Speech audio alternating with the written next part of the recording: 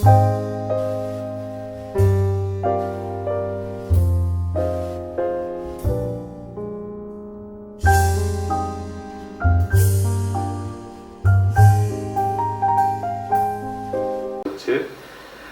கெட்டது எல்லாம் இன்க்ளூடட். நல்லதும் we are driven to do. நம்ம செயல்படுத்த பட வைக்கிறோம், அதை செய்தாக ஆட்பட வைக்கப்படுகிறோம், அதற்கு ஆட்படுகிறோம். அந்த செயலுக்கு கெட்டதுக்கும் ஆட்படுறோம், நல்லதுக்கும் ஆட்படுறோம். ஆனா அது மூலம் தெரியாத வரைக்கும் தான் ஆட்படுறோம்ன்றது. இந்த மாதிரியான தத்துவ விளக்கங்கள் கொடுத்திருக்கிற பகவான் போன்றவர்களுடைய நம்ம பார்க்க ஆரம்பிச்ச உடனேயே இந்த புத்திக்கு அதனுடைய பிளேஸ் எங்க அப்படின்றத இந்த செய்யுள்கள்லாம் நல்லா உணர்த்துறது. ஃபர்ஸ்ட் உணர்த்தது என்னன்னா அடங்கு அப்படின்றது. ரொம்ப துள்ளாதே மனத்தை சொல்றது. எக்ஸ்ட்ரீம்ஸ்ல விழிப்பு நிலைகள்ல போய் எங்கேயும் எதையும் பற்றவும் பற்றாதே, தள்ளவும் தள்ளாதே. மிதமாக ஈடுபடு, மிதமாக வாழு, எந்த தீவிரமான உணர்ச்சிக்குள்ளும் புகுந்து மாட்டிக்கொள்ளாதே. ஏன்னா ஒவ்வொரு நிலையும் ஒன்னத்தோட ஒண்ணு ஓவர்லேப் ஆயிட்டே போறது. நீங்க மிதமான விழிப்பு நிலையை வாழ்ந்தீங்கன்னா தான், ஏன்னா நீங்க ஆராய்ச்சியில இருக்கீங்க. யார் இவன்ற ஆராய்ச்சியில நாம் ஒவ்வொருவரும் இருந்து கொண்டிருக்கின்றோம். அந்த ஆராய்ச்சிக்கு முன்னாடி இந்த விழிப்பு நிலை வாழ்க்கை பிரதானமாக இருக்கவே கூடாது. இதுக்குன்னு உடனே எல்லாத்தையும் விட்டுட்டு துறவு வாங்கிட்டு போறதுக்கு இல்லை. ஏன்னா துறவும் இங்க தள்ளறதுக்கும் ஒன்றும் கிடையாது. என்ன தள்ளுவது மனம். நான் ஒண்ணுக்கு தள்ளுறேன்னா ஆக்சுவலா நான் மனத்துலதான் அதை பார்க்கணுமே தவிர அந்த பொருள் எனக்கு ப்ராப்ளமே கிடையாது. ரொம்ப நுட்பமான விஷயங்கள் நாம் பேசுவது எல்லாமுமே மிக மிக நுட்பமான விஷயங்கள். இத நீங்க தலைப்புகள்ல நான் கொடுக்கிற தலைப்புகள்ல கூட நீங்க மாட்டிக்கூடாது.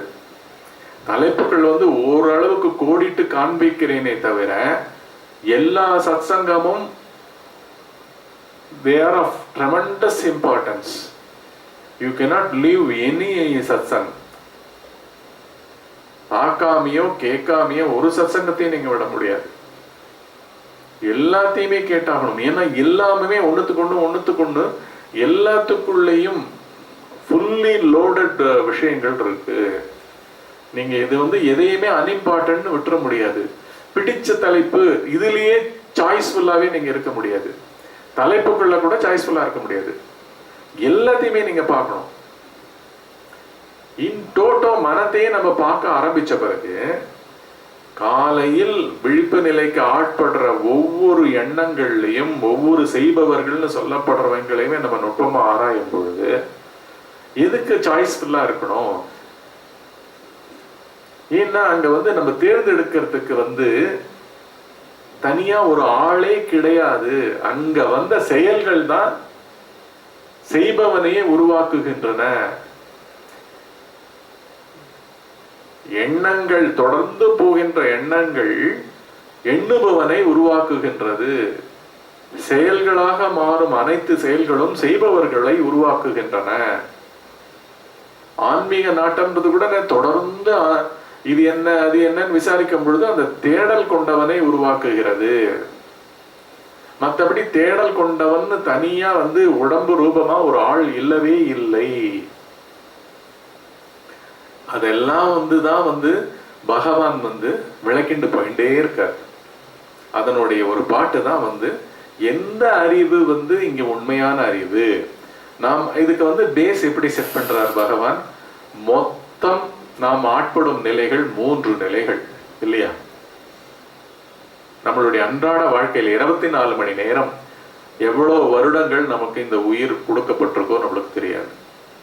100 வருடங்கள் 120 வருடங்கள் பூர்ண ஆயுசுன்னு வச்சுக்கோங்க. அவ்வளவு வருஷம் வாழ்ந்தா கூட இதுல நாம் ஆட்படும் நிலைகள், ஒரு மொமெண்ட்ல நாம் இருக்கும் நிலைன்றது என்ன? ஒண்ணு விழிப்பு நிலையாய் இருக்கும். விழிப்பு நிலைன்னா என்ன? புத்தி ரூபமாகவும் மனம் ரூபமாகவும் எண்ணங்கள் வடிவமாகவும் எண்ணங்களே காட்சிகளாகவும் ஆடியோ ஒலிகளாகவும் எழுந்து உள்ளுக்குள்ள நாமே பேசி உலகத்தில் அனுபவம்ன்றத தேடிண்டே இருக்கிறத தவிர வேற ஒண்ணுமே கிடையாது. இதுதான் விழிப்பு நிலை. இதுக்கு உடலும் அந்த மனத்தின் கையில் அகப்பட்டு புலன்கள் மூலமாகவும் ஒரு ரொம்ப பிடிச்ச புஸ்தகம் கிடைச்சிருக்குன்னா அதுல அப்படியே என்ன மறக்கிறது எப்படி யார் மறக்கிறா? விழிப்பு நிலையில அதன் மேல் ஆசை கொண்டவன், அந்த கதையின் மேலோ ஏதோ ஒரு கருத்தின் மேலோ நாட்டம் கொண்டவன், அவனுக்கு பிடிச்சதுன்ற ஹெட்டிங்ல 2 கலத்தல் தான் அந்த அனுபவம். இது விழிப்பு நிலையில ஸ்தூல உடம்பை யூஸ் பண்ணிட்டு புலன்கள் மூலமாக தொடர்ந்து நம்ம எல்லாம் பண்ணிட்டு இருக்கோம். எப்ப சின்ன வயசுல பேச்சு வர ஆரம்பிச்சதுலேருந்து பேச்சு வர ஆரம்பிச்ச உடனே கூட பாத்தீங்கன்னா ஒரு 3 வயசு குழந்தை 4 வயசு குழந்தை எல்லாம் தனக்குள்ளேயே விளையாடிக்கும், தானே ஒரு டீச்சரா கற்பனை பண்ணிக்கும். சின்ன ஆம்பளை பசங்கன்னா அவங்க கார் ஓட்டுற மாதிரியும் பஸ் ஓட்டுற மாதிரியும் ட்ரெயின் ஓட்டுற மாதிரியும் சத்தம் எல்லாம் போட்டுட்டு எல்லாம் மன உலகத்துல சிருஷ்டிச்சுட்டு ஆள் இல்லைன்னா கூட ஒரு பெண் குழந்தை எடுத்துட்டீங்கன்னா ஆளே இருக்காது. ஒரு குச்சி எடுத்துட்டு டீச்சர் மாதிரி பாவம் வச்சுட்டு அங்க பசங்களே இருக்காது. எல்லாருக்கும் சொல்லி கொடுக்குற மாதிரியும் அடிக்கிற மாதிரியும் எல்லாமுமே அது வேண்டி இருக்கு. எல்லாமுமே அந்த ஆளுமைன்னு சொல்லப்படுற செய்பவர்களாகவே உள்ளே இருக்கிற பதிவுகள் கொஞ்சம் கொஞ்சமா திடப்பட்டு அந்த உடலாகவே மாறிக்கொண்டிருக்கும் தருணங்கள் அந்த அறியாத காலங்கள்னு சொல்லப்படுற கிட்டத்தட்ட ஒரு 14 வயசு வரைக்கும் கூட சொல்லலாம். 14 வயசு வரைக்கும் எந்த விதமான நிலையுமே தெரியாது. பேய் மாதிரி விளையாட்டு, கை காலில் அடிபடுறது கூட தெரியாது. இந்த உலகம்ன்றது தன்னை மறந்து புலன்கள் மூலமாகவும் மனம் மூலமாகவும் உடல்ன்ற ஒரு ஊடகத்தை யூஸ் பண்ணிட்டு இன்ஸ்ட்ருமெண்ட்டை யூஸ் பண்ணிட்டு 2 ஃபுல் கோர். அதுதான் சின்ன பசங்க விளையாடும் போது பார்த்தோம்னா எனர்ஜி டிப்ளீட்டே ஆகாது. அதுவும் 4 பசங்க ஒன்னா சேர்ந்துருக்குன்னா வெக்கேஷன் டைம்ல எல்லாம் பாத்தீங்கன்னா ராத்திரி 12 வரைக்கும் கத்திண்டு ஆர்ப்பாட்டம் பண்ணிட்டு வீடெல்லாம் ஓடிண்டு வெளியெல்லாம் ஓடிண்டு ராத்திரி எல்லாம் சிரிச்சுண்டு தூங்கும் போது தடான்னு தூங்கிடும். ஏன்னா அங்க டயர்ட்னஸ் நல்ல தூக்கம் இல்லை, டயர்ட்னஸே ஆகாது. ஏன்னா அவங்க தான்ற ஒரு இருப்பே இல்லாமல் 2 விளையாட்டாவே இருக்கிறதுனால எனர்ஜி டிப்ளீஷனே கிடையாது. இங்க நமக்கு தான் நானு என்னோட வேலை எல்லாமே வேலை, முடிக்க வேண்டிய வேலை, பண்ண வேண்டிய வேலை, சம்பாதிச்சே ஆகணும். ஏன்னா என்னென்னவோ போய் மாட்டின்னு இருப்போம். தவறு ரைட்டே கிடையாது. ஏன்னா இதனுடைய அடிப்படையெல்லாம் நம்ம புரிஞ்சுக்கணும். இதை என்ன சொல்றாங்கன்னா சம்சாரம் அப்படின்றா. சாரம்னா என்ன? எசன்ஸ். சம்சாரம் சம்ஸ்கிருத்ல சம்ன்ற வார்த்தையை பர்ஃபெக்ட்ன்றதுக்கு யூஸ் பண்றான். பர்ஃபெக்ட், ஃபுல், எல்லாவற்றினுடைய சாரம் தான் சம்சாரம். இங்க எல்லாவற்றினுடைய சாரம்னா என்னன்னா விழிப்பு நிலை, அறியும் நிலைகளான விழிப்பு நிலை, கனவு நிலைகள் தோற்றத்துக்கு போயிட்டு இருக்கு. இந்த தோற்றத்துக்கு அதனுடைய எசன்ஸ் தான் சம்சாரம். அதனாலதான் இந்த சம்சாரம் ஓயவே ஓயாது. தமிழ்ல சம்சாரத்தை எதுக்கு யூஸ் பண்றோம்? மனைவின்றதுக்கு யூஸ் பண்றோம். வைஃப்னா சம்சாரம், என் சம்சாரம் வந்திருக்காங்க, என் சம்சாரம் ஊர்ல இல்லை அப்படின்னுவோம். அதுவும் ஒரு விதத்துல எப்படி அவங்க கரெக்டா சொல்றாங்கன்னா, ஏன்னா அவங்கதான் ஆரிஜின், அவங்கதான் படைக்கும் தொழிலையே பண்ணிட்டு இருக்காங்க. உயிர்கள் பிறப்பதே தாய்மையின பெண்ணால் தான் இல்லையா? அதனாலதான் அந்த ரெஸ்பெக்ட்லயும். ஆனா உண்மையில என்னன்னா தோன்றியுள்ளவைகள் அனைத்தும் இங்க சைக்கிளிக்கலா நடந்துட்டே இருக்கு.